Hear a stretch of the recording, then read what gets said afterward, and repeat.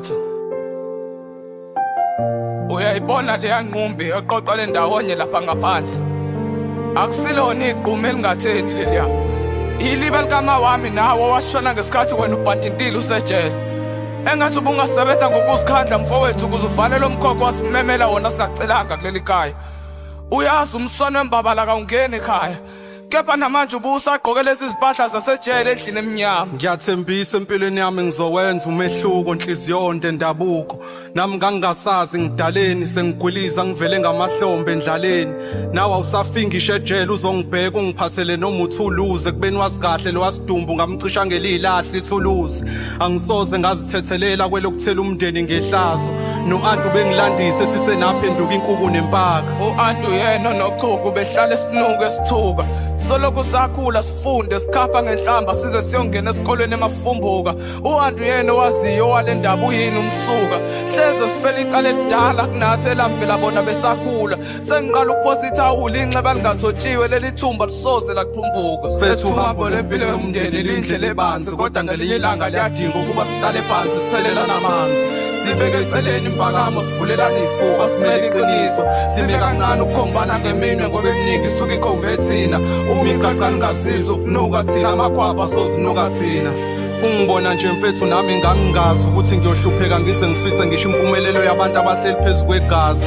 Ngakho ngiyalibonga ijele ngokungiboleka amakhala ngakwazi ukuzinuka amakhwapha. Isosha lalingeke likwazi ukwamukela ukulala lingazile. Ngalahla ngokuyivumela inhlupheko yangisondeza eduze kwesibhamu. Futhi kuyacaca ukuhamba lifunisa imbiza.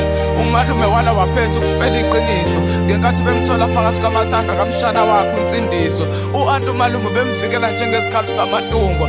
Ethi le ndaba masigcobe ngezinyawo ingalingi ifika kwabomthetho. Mayingafika siyoba umndeni siwuthele ngohlazo.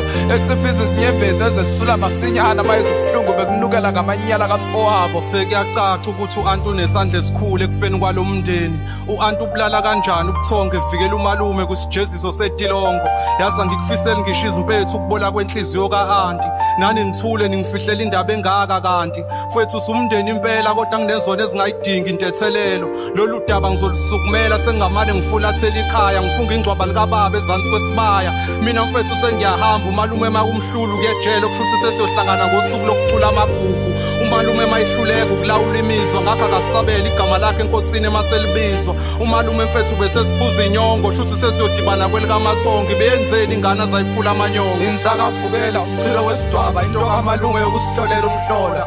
Unokukhwabanisa inyongo mayifuna ukuthwebula ithongo. Ngamabomu umalume unokuphambanisa izinto. Nangamhlazana isifihlulo zala sambamba oqontsheni entshotshi izibi. Kuyena kuphela waziye emhlabeni siyini kuye sesisono. Wayishilo uma umthandazi la ikhasi dinga ukubuyisana. Sithelelana amanzi kwakhiwa uxolo. Manje inkinga inhlambuluko ifana nengeziwe omunye mayivume ngomlomo. Inhliziyo ingaxolile akusiza ukuvume enyameni emoyeni